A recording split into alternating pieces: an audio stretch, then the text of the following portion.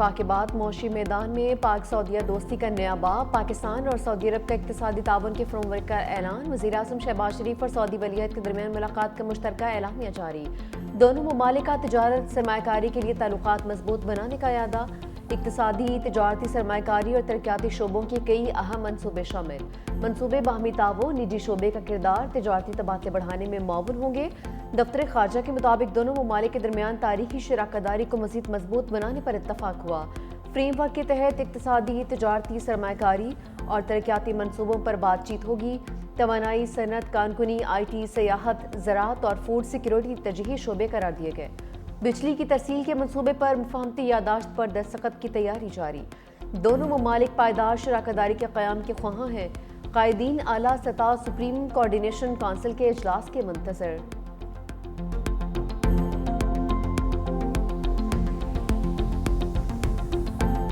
وزیر اعظم نے پاک سعودی اقتصادی تعاون فریم ورک کو تاریخی قرار دے دیا، کہا کہ سعودی ولی عہد کے ترقی کے وژن کا خیر مقدم کرتے ہیں۔ پاکستان کو قدرتی آفات سے اربوں ڈالرز کا نقصان ہوا۔ وزیر اعظم شہباز شریف کا ریاض میں فیوچر انیشیٹو کانفرنس سے خطاب، کہا کہ پاکستان موسمیاتی تبدیلیوں سے متاثرہ 10 ممالک میں شامل ہے۔ سیلاب جیسی قدرتی آفات کا سامنا رہتا ہے۔ بحالی کے لیے ہمیں زیادہ فنڈز کی ضرورت ہوتی ہے۔ ایک دوسرے کے ساتھ تعاون سے آگے بڑھا جا سکتا ہے۔ بار بار قرضہ لینے سے معیشت کمزور پڑ جاتی ہے۔ ملک میں ترقی کے لیے انقلابی اقدامات کر رہے ہیں۔ ایف بی آر میں اصلاحات کر کے مکمل ڈیجیٹائزڈ کر دیا گیا۔ ڈیجیٹائلائزیشن سے کرپشن میں خاطر خواہ کمی آئی ہے۔ اپنی غلطیوں سے سبق سیکھ کر آگے بڑھ رہے ہیں۔ صنعتی اصلاحات کی جا رہی ہیں۔ پاکستان کی 60% آبادی نوجوانوں پر مشتمل ہے۔ اے آئی سمیت جدید ٹیکنالوجی میں تیزی سے آگے بڑھ رہے ہیں۔ فٹ بال اور معاشی گول ایک ساتھ ریاض کانفرنس میں صدر فیفا فٹ بال لے آئے۔ وزیر اعظم شہباز شریف سمیت دیگر شرکاء نے ایک دوسرے کو فٹ بال پاس کیا۔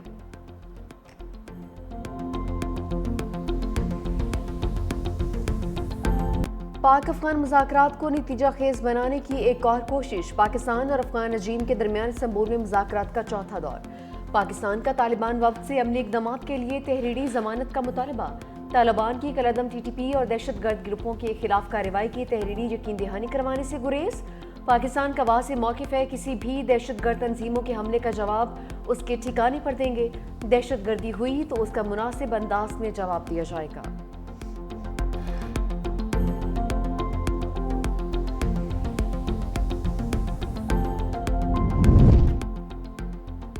پنجاب میں غیر قانونی مقیم افغان شہریوں کی شامت، نشاندہی کے لیے مساجد میں اعلانات کی ہدایت۔ وزیر اعلیٰ پنجاب مریم نواز کی زیر صدارت امن و امان پر اجلاس، افغانیوں کو پراپرٹی کرائے پر دینے والوں پر ایف آئی آر کٹے گی۔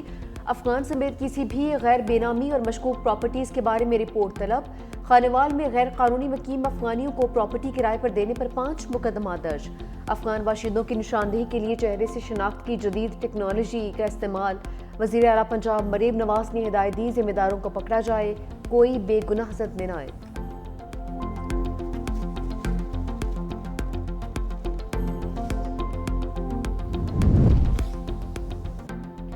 فیلڈ مارشل عاصم منیر کا مصر، اردن اور سعودی عرب کا تاریخی دورہ، عرب ممالک کا دورہ کامیاب ملٹری ڈپلومیسی کی شاندار مثال۔ مصر، اردن اور سعودی قیادت کا پاکستان کی مسلح افواج پر مکمل اعتماد کا اظہار۔ فیلڈ مارشل کے اہم دوروں میں انسداد دہشت گردی، دفاعی تعاون اور انٹیلیجنس اشتراک پر بات چیت کی گئی۔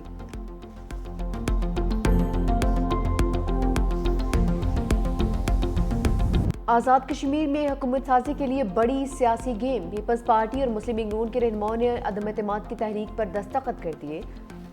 دونوں جماعتوں کے درمیان پاور شیئرنگ فارمولے پر مذاکرات، سیاسی عدم استحکام کے خاتمے کے لیے دونوں جماعتوں کی قیادت کے درمیان اہم بات چیت۔ مسلم لیگ نون کا کہنا ہے کہ وزیر اعظم انوار الحق کے خلاف تحریک عدم اعتماد میں ڈنکے کی چوٹ پر ووٹ دیں گے۔ آزاد کشمیر میں عدم اعتماد کی تحریک میں ہی نئے وزیر اعظم کا نام لکھنا لازم۔ آئین کے مطابق انوار الحق کے خلاف ووٹ پیپلز پارٹی کے نامزد وزیر اعظم کی حمایت میں شمار ہوگا۔ اگر وزیر اعظم انوار الحق مستعفی ہو گئے تو آئین کے مطابق وزارت عظمیٰ کے لیے نیا انتخاب ہوگا۔ وزارت عظمیٰ کے لیے نئے انتخاب میں 1 سے زائد امیدوار بھی حصہ لے سکتے ہیں۔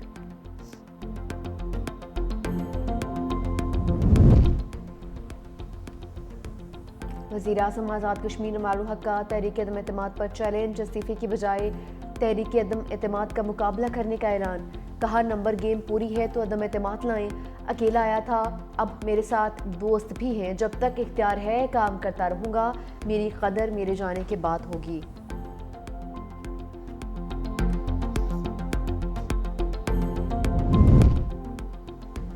تحریک انصاف آزاد کشمیر کی باقی ارکان کو وارننگ، پیپلز پارٹی امیدواروں کو ووٹ دینے پر ریفرنس دائر کیا جائے گا۔ تحریک انصاف آزاد کشمیر کی مرکزی قیادت کا 2 ٹوک فیصلہ، وزیراعظم کے استعفے کی صورت میں پی ٹی آئی اپنا امیدوار دے گی۔ سردار عبدالقیوم نیازی کی لیگل ٹیم کو ریفرنس کے لیے تیار رہنے کی ہدایت۔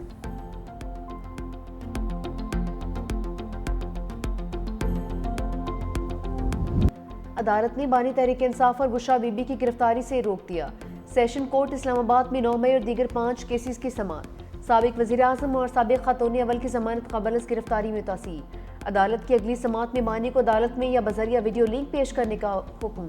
اڈیالہ جیل حکام نے شوکاز نوٹس کا جواب نہیں دیا، ضمانت کی درخواستوں پر سماعت 25 نومبر تک ملتوی۔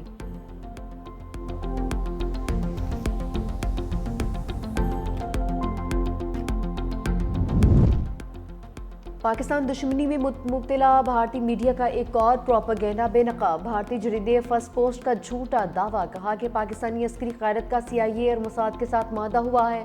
معاہدے کے تحت 20,000 پاکستانی فوجی غزہ بھیجنے کا بھی جھوٹا دعویٰ کیا۔ وزارت اطلاعات نے بھارتی ہتھکنڈوں کا پردہ چاک کر دیا، کہا کہ پاکستان نے نہ کبھی اسرائیل کو تسلیم کیا اور نہ کسی فوجی تعیناتی پر بات ہوئی ہے۔ آئی ایس پی آر اور دفتر خارجہ نے بھی غزہ میں کسی فوجی مشن کی تردید کر دی۔ کہا کہ فرسٹ پوسٹ نے صحافتی اصولوں کی خلاف ورزی کرتے ہوئے ایک نجی اخبار کے جملے سیاق و سباق سے ہٹ کر پیش کیے۔ بھارتی رپورٹ میں شامل انٹیلیجنس لیکس اور دعوے من گھڑت اور گمراہ کن ہیں۔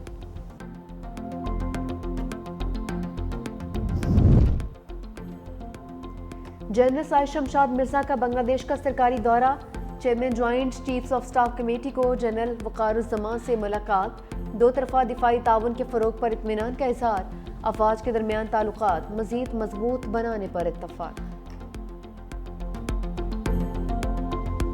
شاہینوں کی ہوم گراؤنڈ پر کریش لینڈنگ، جنوبی افریقہ نے پہلے T20 میں 55 رن سے شکست دے دی۔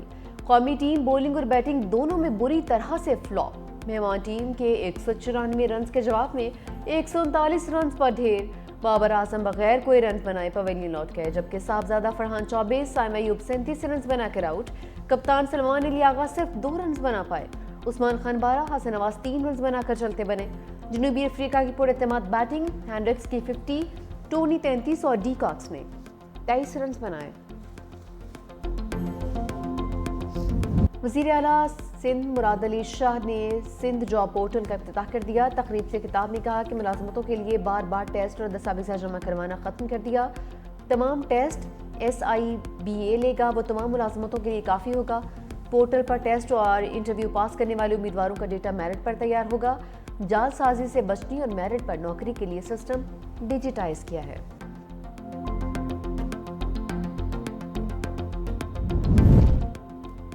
سونے کی قیمت کو ریورس گیئر لگ گیا، فی تولہ قیمت میں 14,000 روپے کی بڑی کمی، 24 کیرات سونا 4,16,362 روپے کا ہو گیا، 10 گرام سونا 12,003 روپے سستا $3,56,963 کا ہو گیا۔ عالمی مارکیٹ میں سونا فی اونس $140 کم ہوا، قیمت $3,940 ہو گئی۔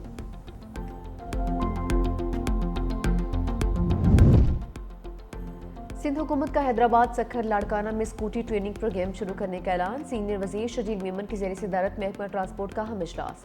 کہا حکومت سندھ خواتین کو بااختیار بنانے کے لیے عملی اقدامات کر رہی ہے، ٹریننگ مکمل کرنے والی خواتین کو مفت ڈرائیونگ لائسنس جاری کیے جائیں گے، دسمبر میں EV ٹیکسی سروس کا آغاز بھی کیا جائے گا۔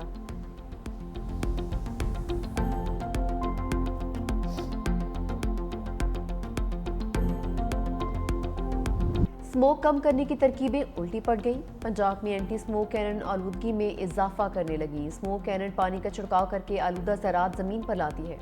اسموک کینن کے 30 منٹ بعد خطرناک زراعت 13% تک بڑھ جاتے ہیں۔ ایک اسموک گن کی قیمت 6 کروڑ روپے ہے۔ سینئر وزیر پنجاب مریم اورنگزیب نے خبروں کو غلط اور گمراہ کن قرار دیا، کہا رپورٹ پرانی اور پرانی ٹیکنالوجی پر مبنی ہے۔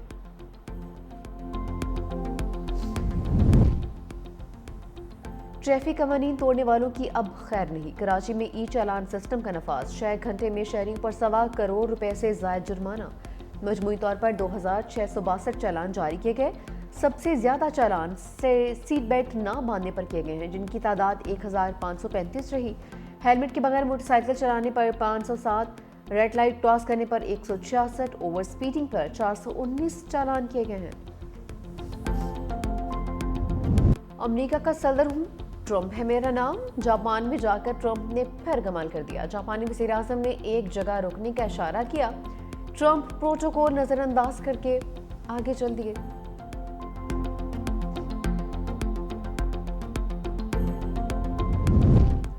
سمندری طوفان میلیسیا جمیکا کی جانب بڑھنے لگا۔ غیر ملکی میڈیا کے مطابق امریکی ہیریکن سینٹر نے جمیکا کی جانب بڑھنے والے طوفان کے حوالے سے خبردار کرتے ہوئے کہا کہ اس سے بجلی اور کمیونیکیشن انفراسٹرکچر کی تباہی کے ساتھ ساتھ سیلابی صورتحال کا شدید خطرہ ہے۔ اطلاعات کے مطابق میلیسیا کیٹیگری 4 کے طوفان میں تبدیل ہو چکا، جبکہ اس کی شدت میں اضافے کے بعد اس کی کیٹیگری 5 تک پہنچ جانے کا خدشہ بھی موجود ہے۔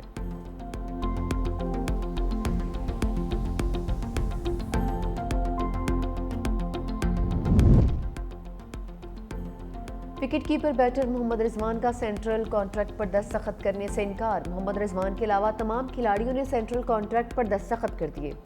ذرائع کے مطابق سابق کپتان محمد رضوان نے بورڈ کے سامنے شرائط رکھ دی، پوچھا کہ ٹی20 اسکواڈ سے کیوں ہٹایا، وجہ بتائی جائے۔ محمد رضوان کو نئے سینٹرل کانٹریکٹ کی بی کیٹیگری میں رکھا گیا تھا۔